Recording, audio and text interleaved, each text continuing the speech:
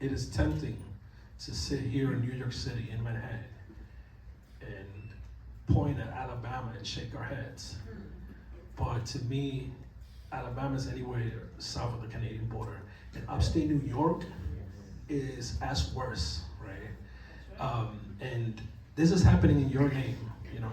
And I hope that you will leave here tonight galvanized to support the work that CCA is doing and other advocates in New York, because, you know, this is a system that is churning, and we're pumping $300 billion collectively. When you think about what goes into prisons, jails, prosecutors, everything, the machinery for mass incarceration.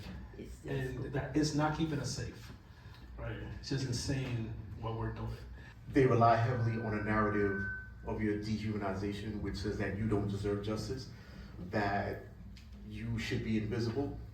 And so it's difficult to find justice for someone who's invisible. It became very clear that the people who were targeted were people who didn't have family, people who had mental health issues, people who were vulnerable in the system. They will make you disappear. And they will tell your family something totally different. Every assault is followed by a claim that they were assaulted on behalf of the officers. So the tactics are very similar. You know, I point back to something that happened about, say, six or 7 years into my incarceration.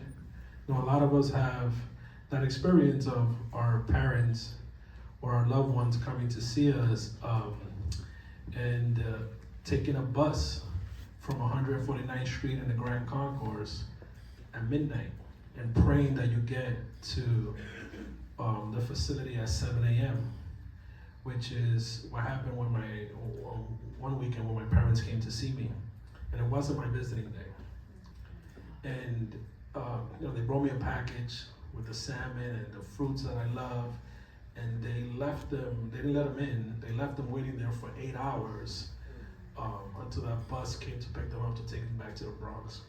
And the only reason I found out was because of my comrade's wife who was coming in, and saw my parents waiting there.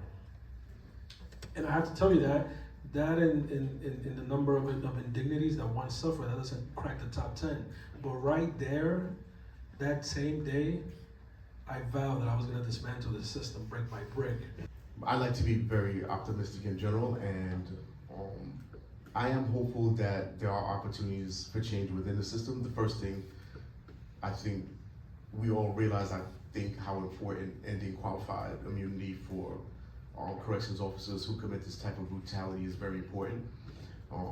I think opportunities for bringing more important programming and support within the facilities is a way to change culture, particularly restorative justice programming, where I'm very excited to be a part of a few pilot projects that will be bringing restorative justice programming, potentially to Sing Sing and some other places, to allow people to do healing and peacekeeping work that I hope will expand, and hope we'll get to the point where you can have mediations between even guards and incarcerated people.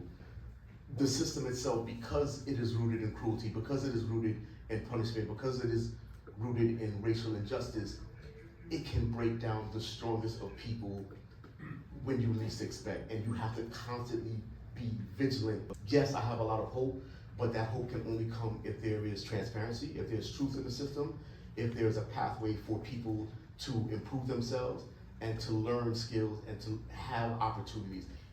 One of the challenges that I've had in telling these kinds of stories is getting people to really care.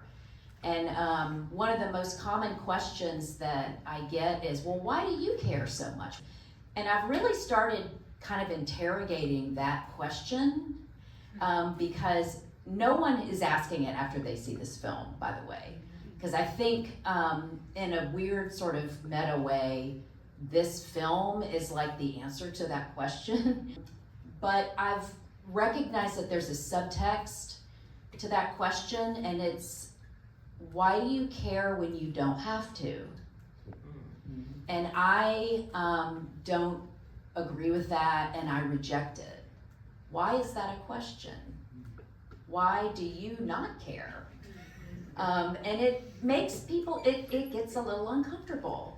But I think that that's what we all have to do. That I want people to be uncomfortable. This film is making people uncomfortable. It's very hard to witness this level of suffering that is being done in our names, on our dime. And I think it's also very hard for people who are so conditioned to believing that this is what justice is, and well, what do you expect? They're in prison. Isn't this how prison is supposed to be? It's violent, it's filled with violent people. All of these things, this film challenges all of that. Across all of American history, there's been sort of contemporary criminal justice reformers in every generation who have deemed that system to be a failure, in their own words. And the one thing that I would say is different right now, that this movement is being led by those who are directly impacted. And to me, that's hopeful. Yes. And they're making different choices. Because if you can't see that we need to abolish the system after we witness this, I don't know what's wrong with you. And I want to be clear that abolition, as one of my heroes, Ruthie Wilson Gilmore, says, it's not about absence, it's about presence. It's what do we need to have in our communities not to have somebody end up in a prison, right? What does your kid have in their communities that allows them to live a more meaningful life? And that's what we want for Black people all across this country. Okay? And I think that there's an opportunity there to actually build something that is actually serving communities